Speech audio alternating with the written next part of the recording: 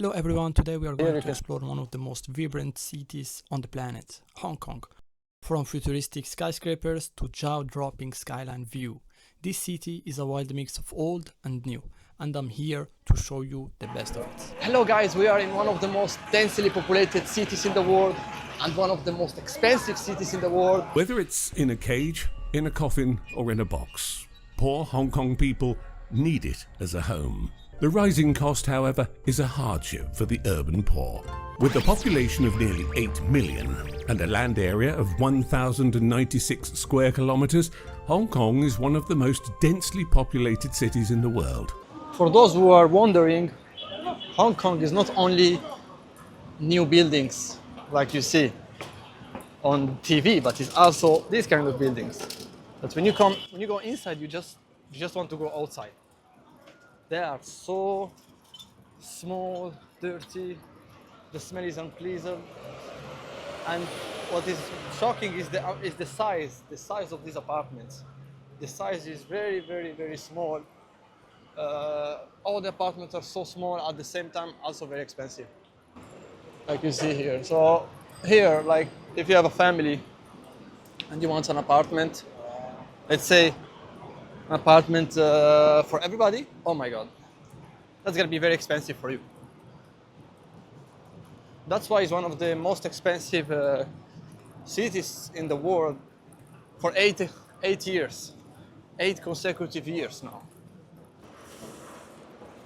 This road is full of luxury stores, guys.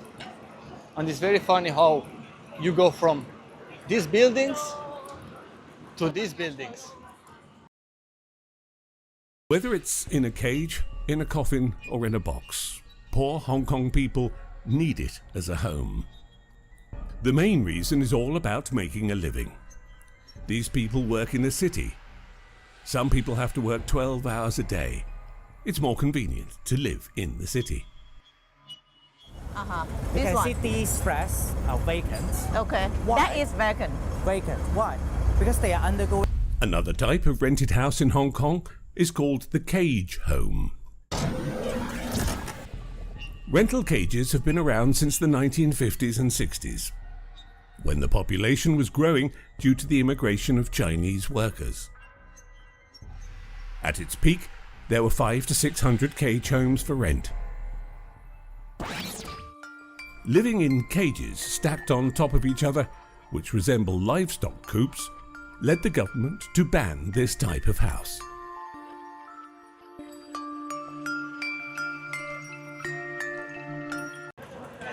Also, fun fact is that the local language here is Cantonese. While me, I was thinking that they speak Chinese, but no. The local language is Cantonese, and they also speak English due to the colonization of the British Empire before. So, but us, just because there is a lot of Chinese people, so now also one of the languages that is a lot, like very spoken here is Chinese.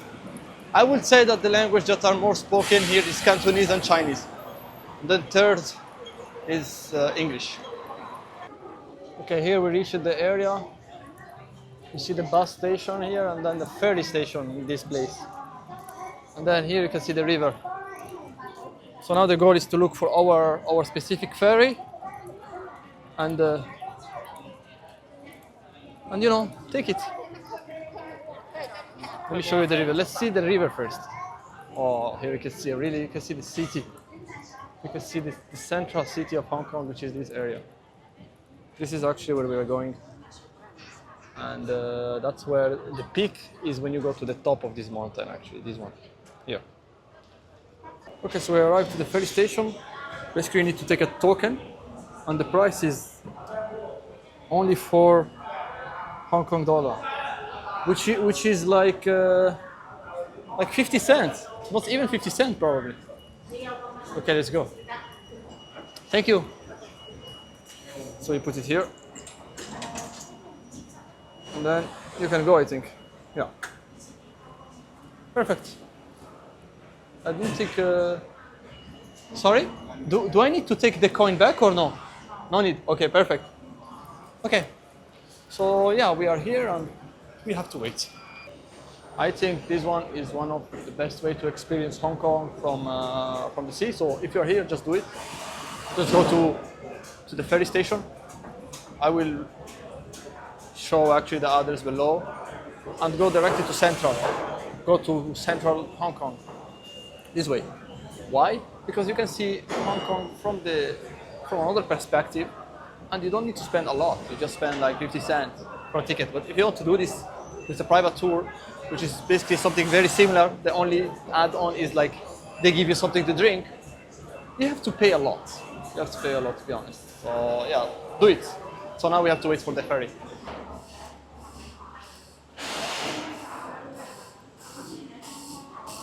This is the entry. So basically you have to go on this side. Okay, so basically this is the view that you can get.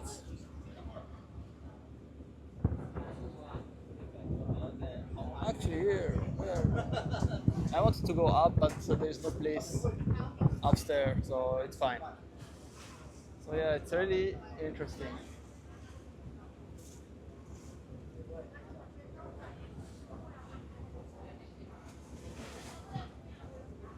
There is the port of Hong Kong in this area, and also in this area, this place, which is one of the biggest ports in the world,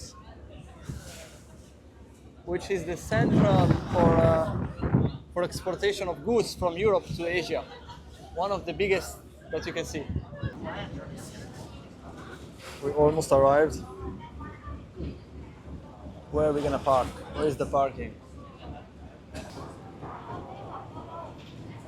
There, I can see myself. Let's go. Okay guys, now we are in central Hong Kong, and this is one of the most famous buildings here. As you can see, it's very different here. Here you can see buildings are more rich. You can feel here this side of the city is richer. Is the financial center of Hong Kong.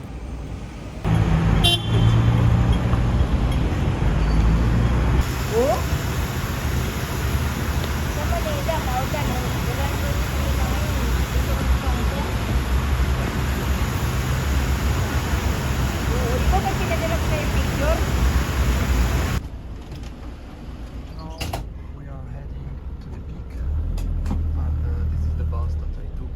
And basically the price is 11.8, which is around €1.50. I think this is a good looking bus. That looks like a big car. We are in the other side of the peak. We finally arrived, but this is not the view on the city. This is the view of the back of the city, and here it looks like we are in the middle of nature. So there is it's so different actually to see this. Like before, I was surrounded by people and big buildings, tall buildings, and noise. And here we are in nature, mountains, and there you can see the beach, which is quite different.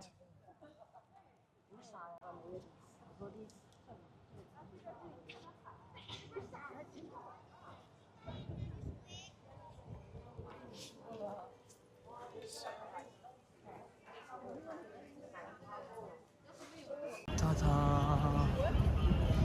Oh my god, guys. It's incredible.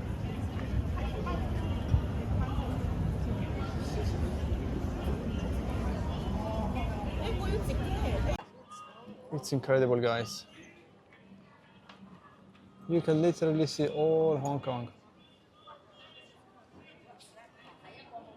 I can even see this is where actually I took the ferry before. It's in this area. This is the port which brought me here. And here you can see the port of Hong Kong. This is a part of the port of Hong Kong. It's not the whole port. It's amazing. I wonder how it looks like at night, with all the lights and everything. Must be more beautiful.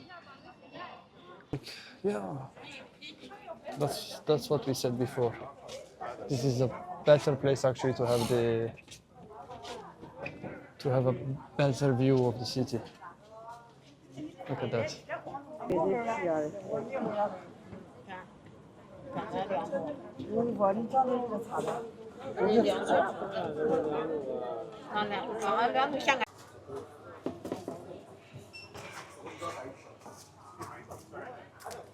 Time for a 7-Eleven cappuccino. Let's try the 7-Eleven cappuccino in Hong Kong. By the way, the coffee here is 16 Hong Kong dollar. 16 Hong, I don't know how they call it. Hong Kong Greece dollars. Yeah, so that's basically €2, which is approximately $2 too, which is kind of expensive compared to Italy for a coffee made at 7-Eleven, you know. And I want to see if it's worth it. Let's see if it's worth it. Okay. First sip. The first sip.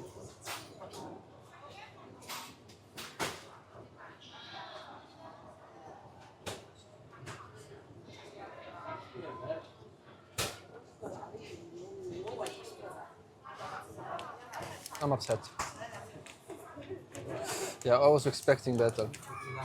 I remember in Taiwan, 7-Eleven cappuccino tastes way better.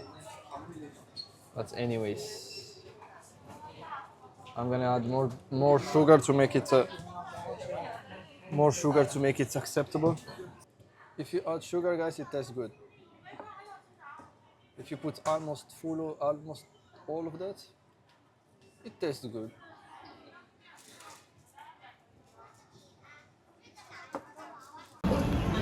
And this is basically how MRT stations looks like in Hong Kong.